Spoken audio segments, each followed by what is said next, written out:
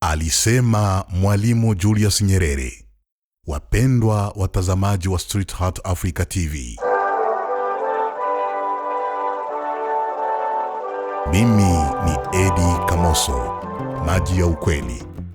Leo tunamkumbuka mtu ambaye aligusa Afrika kwa moyo wake, maneno yake na maono yake.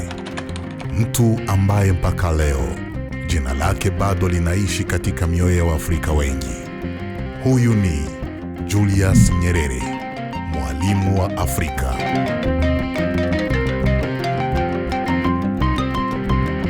Mnamo mwaka wa 1961, taifa la Tanzania lilikuwa linaanza maisha mapya ya uhuru. Watu wengi walikuwa maskini. Wengine walikuwa na hofu kuhusu kesho yao. Na wengine waliamini Afrika haiwezi kujiongoza yenyewe. Lakini katikati ya kipindi hicho kigumu, alitokea mtu mwenye unyenyekevu mkubwa. Hakupenda majivuno. Hakupenda kuonekana kama mfalme. Alitaka kuwa karibu na wananchi wake. Ndiyo maana watu wakaanza kumuita mwalimu. Kwa sababu kabla hajawa rais, alikuwa mwalimu wa watu wake, na baadaye akawa mwalimu wa Afrika nzima. Kulikuwa na wakati ambapo Waafrika waliambiwa kuwa bila wakoloni Afrika itaanguka. Lakini Julius Nyerere alisimama akasema, uhuru na kazi. Aliamini kuwa uhuru wa kweli hauwezi kuwa na maana bila maendeleo. Na mpaka leo kauli hiyo bado inaishi ndani ya Tanzania na Afrika Mashariki. Lakini hayo hayakuwa maneno yake pekee yaliyobadilisha Afrika.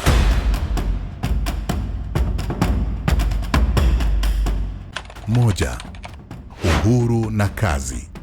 Alisema wakati wa harakati za uhuru wa Tanzania mwaka 1961, aliwaambia wananchi kuwa uhuru si mwisho wa safari, bali mwanzo wa kujenga taifa.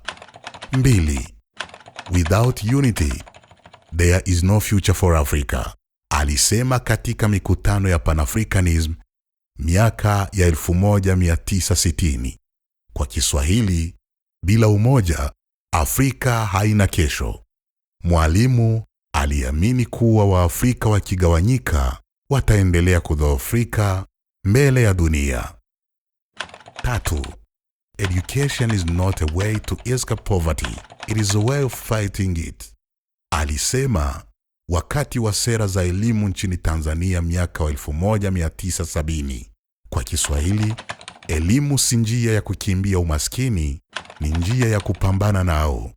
Ndiyo maana mpaka leo watu wengi bado wanamuita mwalimu. 4, a country which refuses to correct its own mistakes will have no future. Alisema katika hotuba zake za kisiasa miaka 1980. Kwa Kiswahili, nchi inayokataa kurekebisha makosa yake haina kesho. Hakuna kiongozi wa kuficha ukweli. Aliamini hata viongozi wanaweza kukosea. 5, the purpose of development is the people. Alisema katika mikutano ya maendeleo ya Afrika miaka 1970. Kwa Kiswahili, lengo la maendeleo ni wananchi. Aliamini kuwa maendeleo si majengo makubwa pekee, bali maisha bora ya wananchi wa kawaida. Lakini jambo ambalo Afrika Mashariki haiwezi kusahau ni jinsi Nyerere alivyosema kusaidia mataifa ya jirani. Katika Uganda, wakati wa utawala wa Idi Amin, watu wengi waliishi kwa hofu. Kulikuwa na mateso, kulikuwa na damu, kulikuwa na vilio vya wananchi. Lakini Nyerere hakukaa kimya. Alisaidia katika mapambano yaliyoondoa utawala wa Idi Amin. Na mpaka leo watu wengi wa Uganda wanamheshimu kwa mchango wake wa kurudisha amani. Katika Rwanda, jina la Mwalimu lina heshima kubwa. Katika nyakati za vita na ukimbizi, Tanzania iliwapokea maelfu ya wakimbizi wa Rwanda. Wanyarwanda wengi walipata usalama. Watoto walipata elimu. Familia zikaanza maisha mapya.